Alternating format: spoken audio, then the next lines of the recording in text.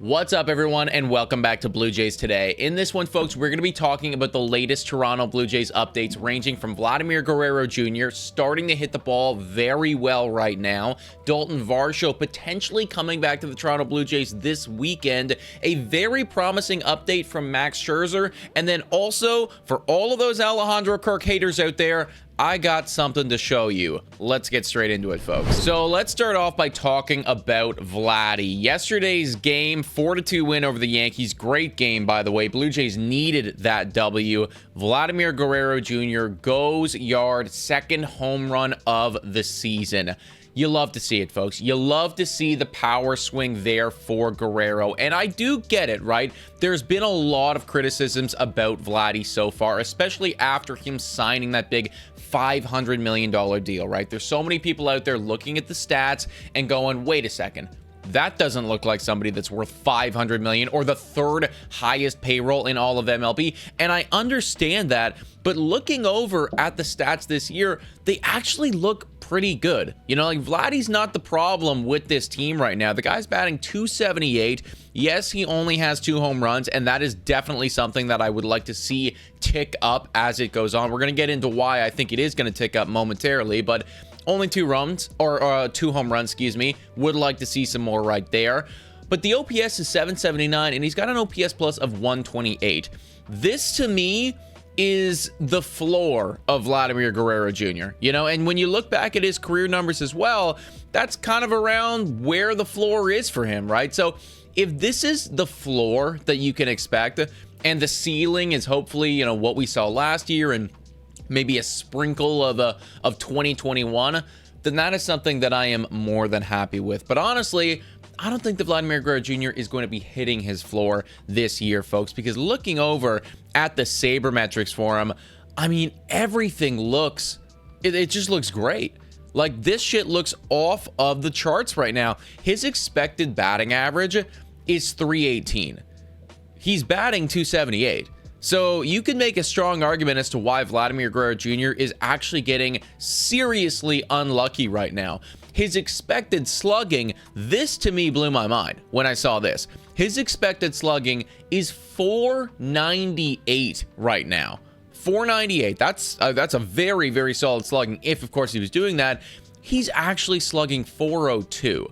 So he's almost 100 points lower than what he's expected to do, right? Basically, what all of this is telling us right now is that Vladimir Guerrero Jr. is getting seriously unlucky in the early parts of the season. I mean, the guy hit a ball 120.4 miles per hour off of the baseball bat. That is the hardest hit ball that he's ever had in his career, and I believe it was the 15th hardest hit ball in StatCast history. So ever since they started tracking all that shit, it is the 15th hardest hit baseball. The fact that he's doing that, and, you know, like, again, it is not ending up with home runs, I just think that all of this goes to show the power is coming, and Vladimir Guerrero Jr., if he just keeps it up right now, should be in for a great season. Speaking of home runs, this is the series for Vladdy to get right back on that home run horse.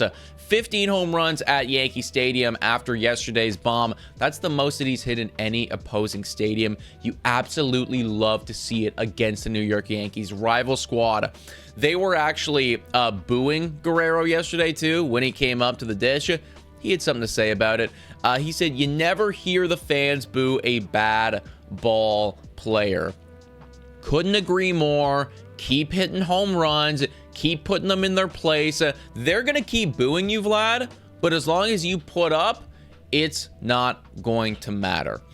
So Vladimir Guerrero Jr. looking pretty good right now. Somebody who is getting a lot of slack, similar to Guerrero, is my boy Alejandro Kirk. Now, I get it, okay? I do understand.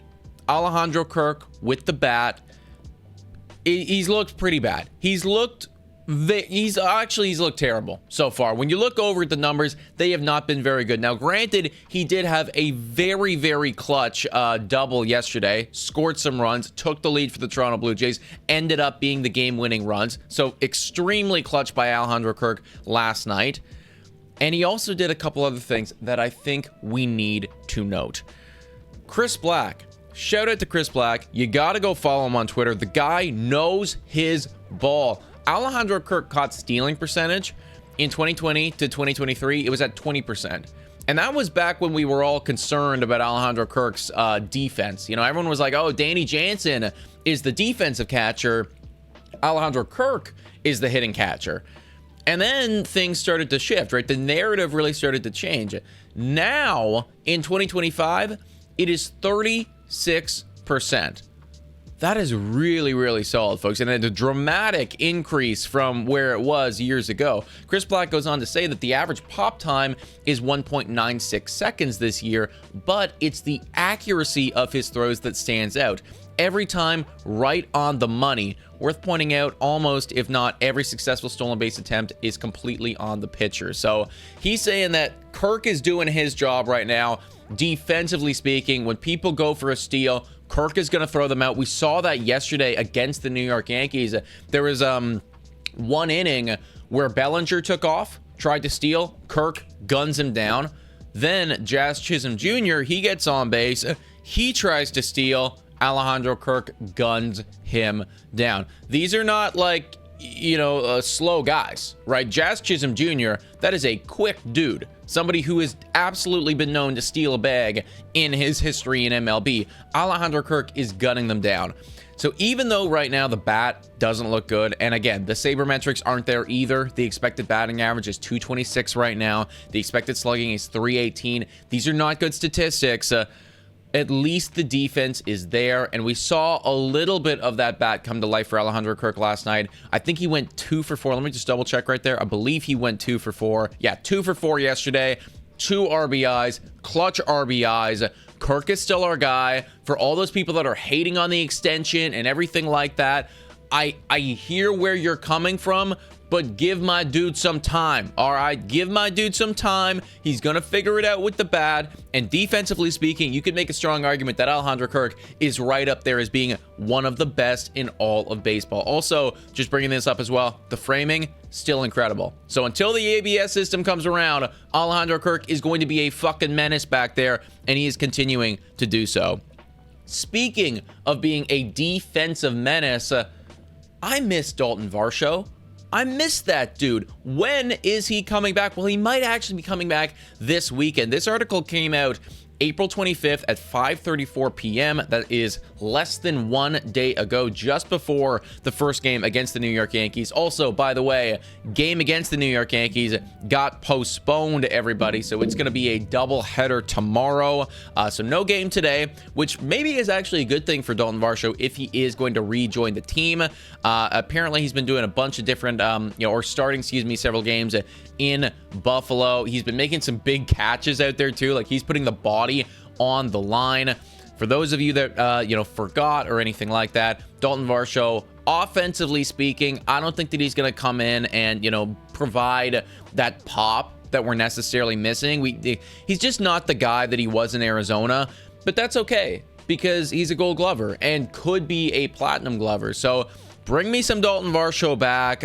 You could honestly make some arguments now about who's going to get sent down when he comes back. Is it going to be Addison Barger? Is it going to be Nathan Lucas? I mean, Nathan Lucas has actually had a couple clutch hits recently, but Daulton Varsho should be back with the squad very, very soon. Whoa, time for a quick shout out to the sponsor of this video. Hit your picks and knock it out of the park with Betway. Scan the QR code down below to join the action. Only available in Ontario. Must be 19 years of older to participate. Please play responsibly. Now, everyone, back to the content.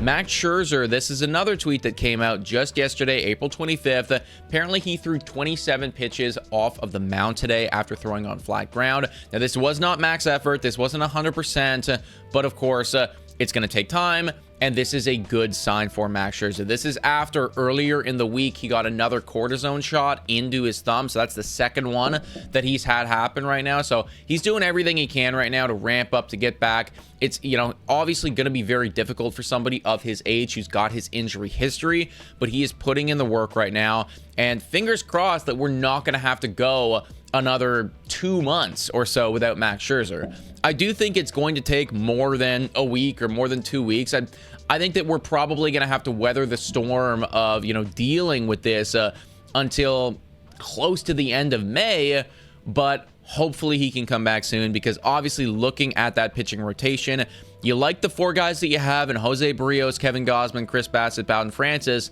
But then after that, eventually you're going to need that 5th starter. We were talking about it yesterday, them going and picking up Connor Overton, right? Because they signed Connor Overton yesterday, or the day prior, excuse me. That could be somebody that you could see come up and start in place of Max Scherzer until, of course, he can get healthy and he can get ramped up.